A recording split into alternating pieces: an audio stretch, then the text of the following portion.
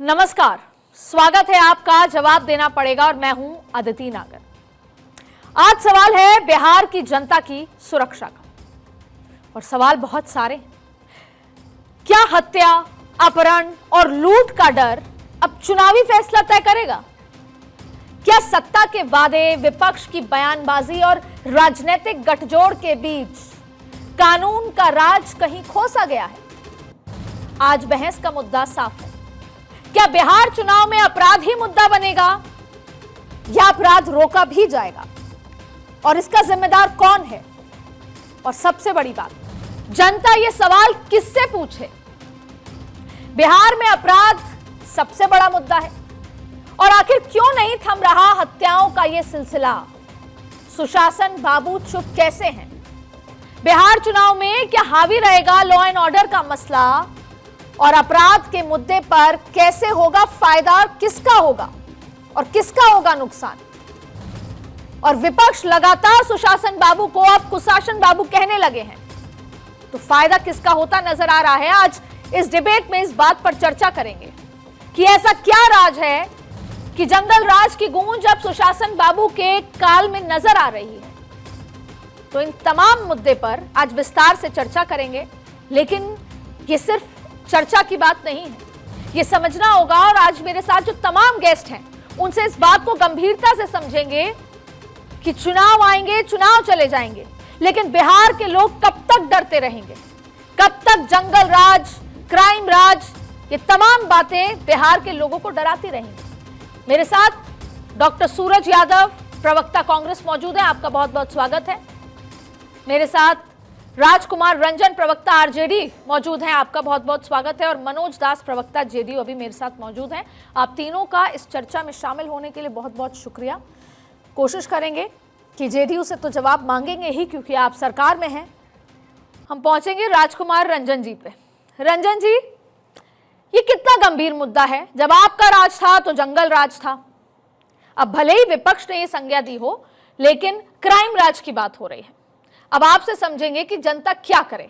अगर जनता आरजेडी को वोट करे, कांग्रेस को वोट करे, अपने पुराने काल को, आरजेडी को याद करे, तो उसको डर रहेगा कि जंगल राज वापस आएगा। और अगर वो ये कहे कि नीतीश कुमार को दोबारा वोट करे, तो उनको डर रहेगा कि क्राइम पर कंट्रोल नहीं होगा। तो जनता क्या करे आपके बिहार की? देखिए, बिहार में जंगल राज की उपाधि जिस तरह से दी जाती है, जरा सोचने की बात है कि जंगल राज किसके लिए था? आम जनता के लिए जंगल राज नहीं। जंगल राज उसके लिए था जो शोषक था। तो लालू जी ने तो समाज को शासक बना दिया, जंगल राज हो गया। लेकिन आज बिहार के जो हालात हैं, जो सुशासन बाबू के नाम पर आए थे, ऐसा लग रहा है कि कुशासन बाबू के नाम पर चले जाएंगे। बिहार में अपराध इस तरह से बेखौफ और अपराधी इस तरह से बेखौफ और बेलगाम हो गए हैं, लगता है कि बिहार में शासन अब ये कोई चीज नहीं है, अपराध का शासन हो गया है। अभी अभी आपने तमाम वो डाटा था वो आपने प्रस्तुत किया। जाहिर है उस डाटा से आप समझिए कि बिहार की हालत क्या हो गई है। आज अपराध ब्यूरो रिकॉर्ड जो है उसमें दर्ज है, जनवरी से जून तक के माह में अब तक औसतन 229 मौत की मौत हो चुकी है। रंजन जी, रंजन साहब, आप वही बता रहे हैं जो मैं ऑलरेडी बता चुकी हूँ। मेरा सवाल है कि जनता करे तो करे क्या? वही मैं कह रहा हूँ, बिहार में ऐसा लग रहा है कि अपराधी का शासन हो गया है। लगातार सरकार और प्रशासन यह कह रही है कि कार्रवाई होगी, अपराधी पकड़े जाएंगे। आपकी शासन व्यवस्था कैसी है कि आप ऐसी घटनाएं क्यों हो रही है? जाहिर सी बात है कि ऐसा लगता है कि जो हमारे माननीय मुख्यमंत्री हैं वह जो अचेत अवस्था में है, उनकी शासन प्रशासन में पकड़ नहीं रह गई है। और उनके इर्द गिर्द जो भुंजा पार्टी के लोग हैं वह शासन प्रशासन जिसको से चला रहे हैं, ऐसा लगता है कि शासन प्रशासन और अपराधियों का एक गठजोड़ हो गया है। गठजोड़ की बात से मुझे रंजन जी याद आता है, गठजोड़ की बात से याद आता है, एक सवाल है, उसको संक्षिप्त में प्लीज बताइएगा जिससे जनता क्लियरली समझ सके। गठजोड़ की बात से मुझे ये याद आता है कि क्या अब जब आप टिकट देंगे तो अपराधी या अपराधी के परिवार वालों को टिकट देंगे या नहीं? पहले ऐसा होता था, आरजेडी दिया करती थी, अब देंगे या नहीं? क्या है आपके पैरामीटर्स, क्या होंगे टिकट बांटने? अदिति जी, बिल्कुल ही हमारी पार्टी इसका ध्यान रखती है। अपराधी वो होते हैं जो सजावार होते हैं। आप जानते हैं कानून के प्रक्रिया में, देश के शासन व्यवस्था में उन लोगों को षड्यंत्र के तहत पकड़ा दिया जाता है, एफआईआर दर्ज करा दिया जाता है। लेकिन बखूबी हम लोग इस पर ध्यान रखते हैं। शासन प्रशासन सरकार की व्यवस्थाएं और ऐसी होनी चाहिए जो आम जनता बेखौफ रहे। आपने ये कहा ना कि आप अपराधियों को टिकट नहीं देंगे, रंजन साहब, अपराधियों को टिकट नहीं देंगे, ये तय है ना? क्योंकि जब टिकट बंटवारा होगा तो मैं फोन करूंगी आपको, बिल्कुल कुछ गड़बड़ हुई तो। यह जाहिर सी बात है कि मैं पहले ही बोल चुका हूं कि अपराधी जो कोर्ट से जिसको सजा मिल जाती है, बहुत सारे षड्यंत्रों में एक अन्य पार्टियों को जिस तरह से फंसाया जाता है, वह एक अलग मुद्दा है। लेकिन बिहार अच्छा, एक सवाल और आपसे बात करते करते मुझे याद आया, एक समय ऐसा भी था तब तेजस्वी यादव साथ थे इस सरकार में, उस समय क्या थी क्राइम की रेट? तब तो नीतीश जी और तेजस्वी जी डिप्टी सीएम वाले बात थी, तो उस समय क्राइम रेट कैसी थी? क्या उस समय व्यवस्था ठीक थी, या उस समय आपने आवाज नहीं उठाई, आंकड़े नहीं गिनाए? देखिए अदिति जी, अगर एनसीआरबी की डाटा आप उठाकर देखेंगे, भारत सरकार का डाटा है, उसमें आपको यह दोनों में तुलनात्मक अध्ययन करेंगे तो पता चल जाएगा कि अपराध कितने कम हो गए थे। दरअसल यह समझने की जरूरत है बिहार की पृष्ठभूमि में कि अपराध क्यों बढ़ रहे हैं। ये बेरोजगारी, तमाम मुद्दों के बीच बेरोजगारी उसका एक बड़ा कारण है। आप देखते हैं कि 17 महीनों की सरकार में तेजस्वी जी के उप मुख्यमंत्री रहते हुए 5 लाख नौकरी दी गई थी।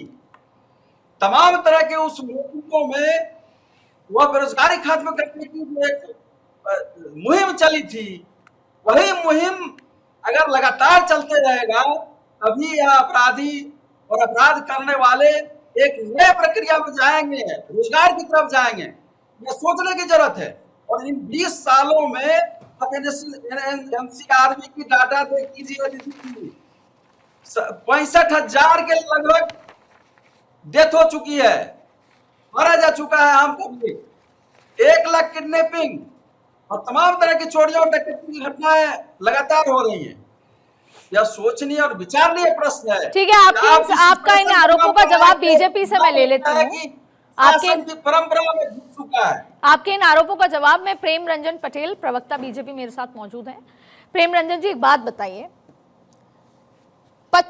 हर 25 घंटे में एक हत्या होती है, हवा में तलवारें लहर रही हैं, कभी खेत में चप्पलें मिलती हैं, डेड बॉडी कुएं में मिल जाती है, और ये लंबे समय से चल रहा है।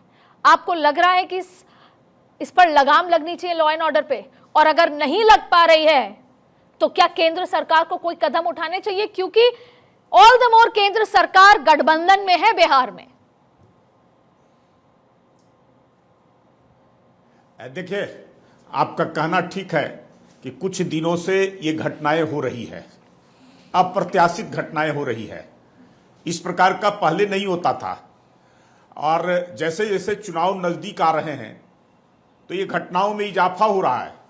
मुझे लगता है कोई न कोई जो है से इसके पीछे जो है से षड्यंत्र है, योजना है, कोई इस प्रकार से कैसे सरकार को बदनाम करे। कोई मुद्दा तो नहीं मिल रहा है इस सरकार के खिलाफ, तो अपराध के सवाल पर सरकार को बदनाम करे, सरकार को घेरे, सरकार को कटघरे में खड़े करें।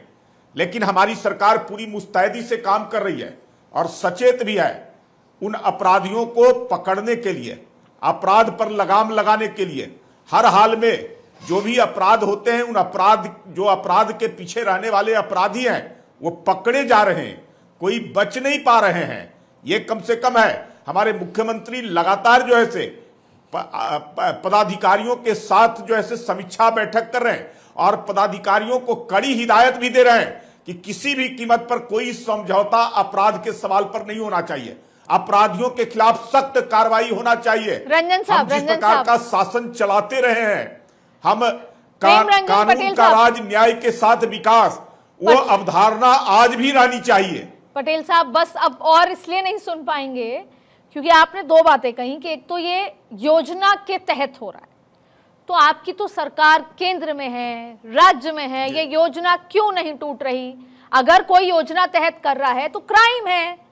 पुलिस आपकी, गृह मंत्री आपके, मुख्यमंत्री, केंद्र में सरकार आपकी, अलायंस आपका, 11 साल से 22-20 सालों से कोई योजना बना रहा है। दूसरा, आपने कहा कि अपराध पे लगाम लग रहा है। निश्चित सर, अपराध पे लगाम लग रहा है निश्चित तौर पे।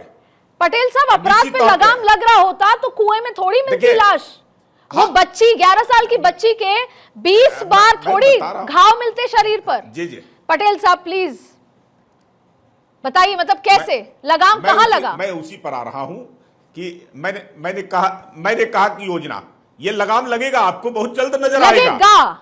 अभी तक नहीं लग रहा सर। हमारी प्रशासन मैं कह रहा हूं कि जो ऐसे अब ये घटनाएं जो है कोई स्वाभाविक घटनाएं नहीं, कोई संगठित अपराध नहीं है, कोई आपराधिक जो करने वाले लोग गैंग होते हैं, वो गैंग हमारे बिहार में नहीं है। स्वाभाविक तौर पे कोई व्यक्तिगत झगड़े के कारण, कोई आपसी मनमुटाव के कारण, आपस के पारिवारिक झगड़े के कारण किसी प्रकार की कोई घटनाएं हो रही है तो ये स्वाभाविक।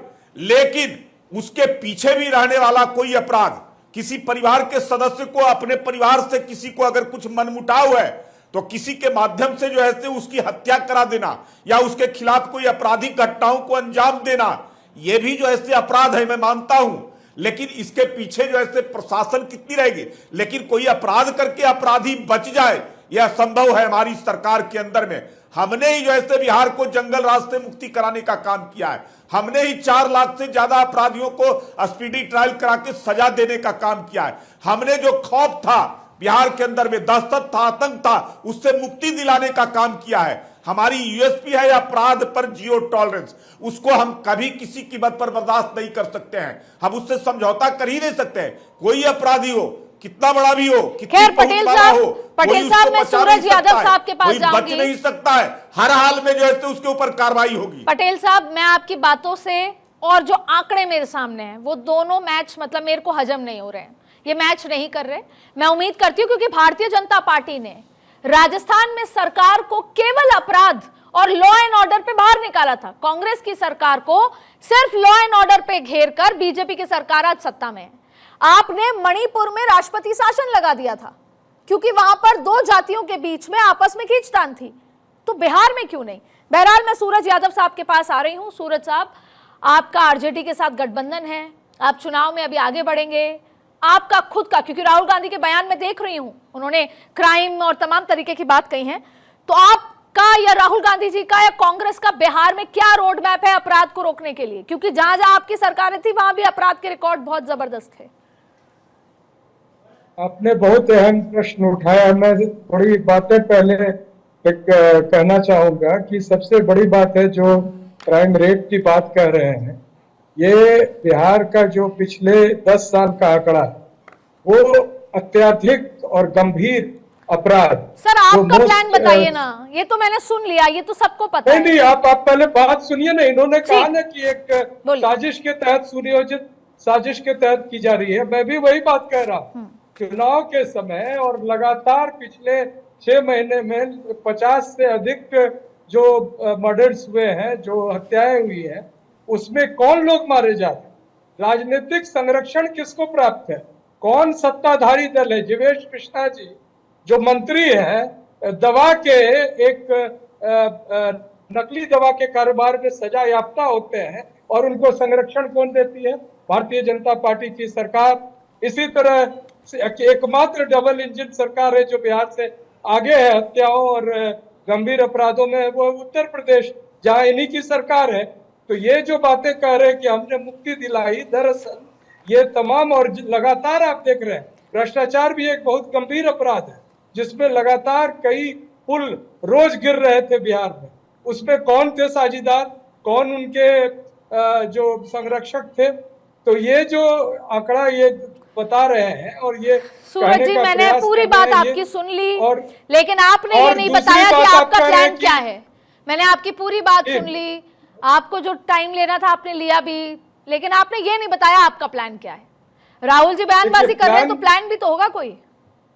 बिल्कुल प्लान है ये। क्या है? मुझे 4 पॉइंट्स बता दीजिए क्या है। और जो बात अभी राष्ट्रीय जनता दल के प्रवक्ता ने सही कहा कि जो शोषक वर्ग होता है जब भी वो सत्ता में आता है तो एक प्रकार का उनके विरुद्ध एक साजिश और ये होता है। तो जो तमाम ऐसे वर्ग हैं जिन पर लगातार ये जो हत्याएं हो रही हैं या जो अपराध हो रहे हैं, उनके टारगेट जो ग्रुप है, जो सामाजिक रूप से पिछड़े, दलित और ऐसे लोग अल्पसंख्यक समाज के हैं, उनको संरक्षण देना कांग्रेस पार्टी की सबसे प्रमुख नीति है। और ये इस बात को बहुत ही जोर शोर से और सर, आप तो जाति समीकरण का कार्ड कर रहे हैं। आप लॉ एंड ऑर्डर पे कोई लॉ एंड ऑर्डर, आप तो जाति समीकरण, सामाजिक समीकरण, बिहार की चुनाव थोड़ी जीतना होता है सर, चुनाव से पहले अच्छे काम भी करने होते हैं। ये मैं ये बताऊं कि किसका पोस्टिंग कहाँ होगा और किस प्रकार से अरे सर, ठोस कदम होते हैं सर। मैं मनोज दास जी के पास जाऊंगी। मैं आप ये सुनना चाहती है कि हम बुलडोजर लेके और सभी ऐसे लोगों के घरों को गिराने लगेंगे जो लोग इस प्रकार के अपराध में पाए जाते हैं? ऐसा तो जो गैर संवैधानिक प्रावधान है उसको निश्चित तौर से कांग्रेस निश्चित तौर पे आप बुलडोजर तो नहीं चलाएंगे अगर कोई आपराधिक होगा, आप कोई कड़े एक्शन, कड़े फैसले नहीं लेंगे। बात यह है आप जाति समीकरण कौन कह रहा है करेंगे? फैसले नहीं, मैं तो कह रहा हूँ कि बहुत गंभीर परिणाम होंगे और कड़े फैसले होंगे। चलिए, राजस्थान में तो ऐसा नहीं था। आपकी सरकार राजस्थान में गई लॉ एंड ऑर्डर के खराबी की वजह से थी। मनोज दास साहब, प्रवक्ता जेडीयू, मेरे साथ अब वापस, मैं उम्मीद करती हूँ आपकी आवाज आ रही है। एक बहुत गंभीर सवाल है, इज फैक्टर नीतीश डिक्लाइनिंग? जो एक बात थी नीतीश कुमार के लिए, जो सुशासन बाबू की तरह वो आए, जिन्होंने शराबबंदी कराई, उसके बाद शराब माफिया बढ़ गया, जिन्होंने महिला की सेफ्टी, महिला को आत्मनिर्भर बनाने की कोशिश की, अब महिलाओं का ऐसा हो रहा है, 11 साल की बच्ची। तो ये फैक्टर नीतीश डिक्लाइन कर रहा है क्या? मनोज जी, कुछ आपकी आवाज मेरे तक नहीं आ पा रही, पर मैं चाहती थी कि आपकी आवाज ना सिर्फ मेरे तक, मेरे दर्शकों तक भी पहुंचे, जिससे आप सफाई दे सकें। मैं एक बार फिर जाना चाहूंगी, मेरे साथ आरजेडी के प्रवक्ता रंजन साहब मौजूद हैं। रंजन साहब, अब आप तो आरोप लगाएंगे, लेकिन सवाल यह है कि जब 2020 का चुनाव हुआ तो अपने आप को लालू जी ने पोस्टर से बाहर निकाल दिया, और इसकी वजह थी कि वो चाहते थे कि एक इंडिपेंडेंट इमेज उनके बेटे की या आरजेडी की बने, कि अब वो पहले वाली आरजेडी नहीं है। लेकिन एक बार फिर अब वो प्रदेश अध्यक्ष हो गए, तमाम तरीके के पूरे एक्टिव हो रहे हैं। तो क्या लालू जी के आने से एक बार फिर जंगल राज की बात वापस निकल कर आएगी, भ्रष्टाचार, घोटाले, तमाम बात आएगी, तो आपके लिए नुकसानदायक तो नहीं होगा? अदिति जी, अभी मैंने पूरी घटनाओं का विवरण देकर बताया था कि जंगल राज को जो परिभाषित किया गया था, कारणों से किया गया था, क्या वजह थी। आज की जो सरकार है, नीतीश सरकार है, उस संदर्भ में अगर हम बात कि अपराधी इतने बेखौफ क्यों हो गए। अच्छा, चलिए, मुझे तो समाधान बता दीजिए। मुझे रंजन साहब समाधान चाहिए। समाधान क्या है इसका? मेरे पास पूरा तरह से एक ब्लूप्रिंट है। हम देश, राज्य और शासन प्रशासन को कैसे चलाएंगे। आप लगातार देख रहे हैं कि हमारे विपक्ष के लीडर माननीय तेजस्वी जी के पीछे यह सरकार चल रही है। वो तमाम उन घोषणाओं को जो हम अपने दृष्टि विजन में लाते हैं, उसका अनुकरण कर रही है सरकार। तो निश्चित है कि इस जो सरकार वर्तमान में है, उसकी अपना कोई विजन नहीं है।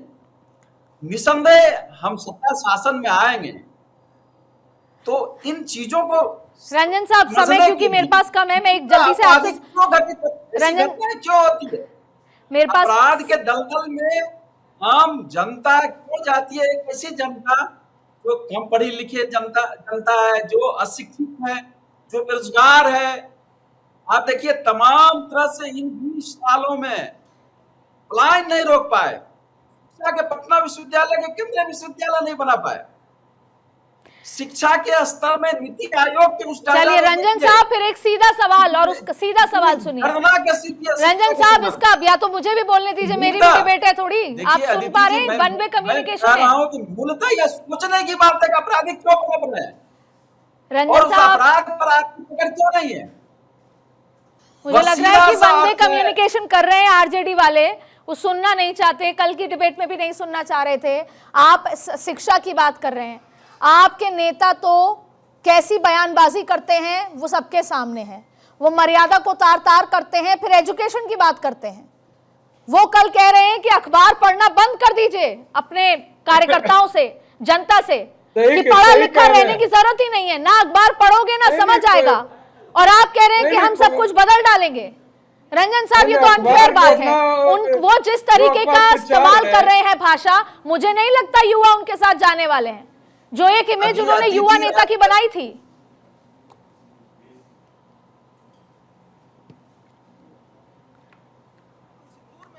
प्रेम रंजन जी, आपका जल्दी से 30 सेकंड में जवाब दीजिएगा। प्रेम रंजन जी, अब ये कह रहे हैं कि मेरे पास विजन है बिहार के लिए। ये कह रहे हैं कि मेरे पास विजन है बिहार के लिए। कौन सा विजन है? 15 वर्षों का विजन जो 90 से 2005 रहा है, या उसके बाद जब लालू रेल मंत्री रहे तो विजन क्या था? नौकरी देना बगैर वैकेंसी के, और नौकरी के बदले में उनसे जमीन लिखवा लेना, उनसे पैसे ले लेना, उनकी संपत्तियों को ले लेना और अपने पूरे परिवार के नाम से कर देना। यही तो विजन है कि किसी प्रकार सत्ता मिल जाए। बचा खुचा है इतने दिनों का जो अब तक कुछ प्राप्त नहीं हुआ है, जो जिन्होंने उन सब को लेने का जो है से, यही तो विजन है। और कैसी भाषा का प्रयोग किया है तेजस्वी यादव ने। पटेल साहब, विजन तो मुझे अभी आपका भी नजर नहीं आ रहा बिहार में। विजन तो मुझे भारतीय जनता पार्टी और जेडीयू का भी नजर नहीं आ रहा। 30 सेकंड के पास सूरज यादव साहब, कांग्रेस, सूरज यादव साहब, एक बात बताइए। मैं सूरज जी के पास जा रही हूँ। सूरज जी, देश के संविधान के साथ निर्माण कर रहे हैं और जब ये भाषा की बात करते हैं, ये जो सूत्र बार बार कह रहे हैं, चुनाव आयोग जो कि एक पार्टनर बन चुकी है एक सत्ताधारी दल की, उसने क्यों नहीं अब आधिकारिक तौर पर कोई बयान दिया है जिसको? वाह सूरज साहब, आप भी, यानी कि आप भी तेजस्वी यादव के बयान, जिस तरीके के मर्यादा को तार तार करने वाला बयान है, उस पर आप सहमति दे रहे हैं ना? सूरज यादव, आप सहमति दे रहे हैं ना उसको, क्योंकि आप सहयोग में है। ये जो आपके नेता राहुल गांधी ऐसी भाषा का इस्तेमाल करेंगे? देखिए, गोबर की बात होती है, जो भाषा का इस्तेमाल करेंगे वो उनकी अपनी भाषा होगी। लेकिन ये यहाँ पर जो नैरेटिव है, भाषा पर आके आप संविधान को खत्म करने वाले को भूल रहे हैं। जो सर, ये तो वही बात है कि हम, मेरी गलती तो मैं मानूंगा नहीं, लेकिन सामने वाले की छोटी, ये क्यों नहीं बता रहे कि सूत्र कौन है?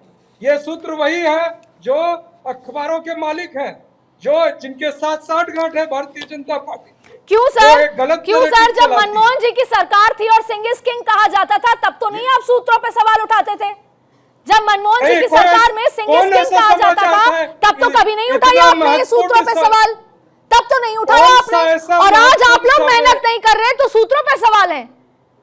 कमाल है रंजन साहब। जब मन करेगा थोड़ी आपकी सरकार है रंजन साहब, ना केंद्र में आपकी सरकार है, ना भाजपा में आपकी सरकार है। देश की इतनी गंभीर सिर्फ आपके हिसाब से नहीं चलेंगे तो नहीं होगा। सूरज यादव साहब, माफ कीजिएगा, मैं सूरज यादव साहब के लिए कह रही हूँ, ऐसे नहीं होता है। बिल्कुल। आप सभी का इस चर्चा में जुड़ने के लिए बहुत बहुत शुक्रिया। कल फिर मुलाकात होगी, जवाब तो देना पड़ेगा।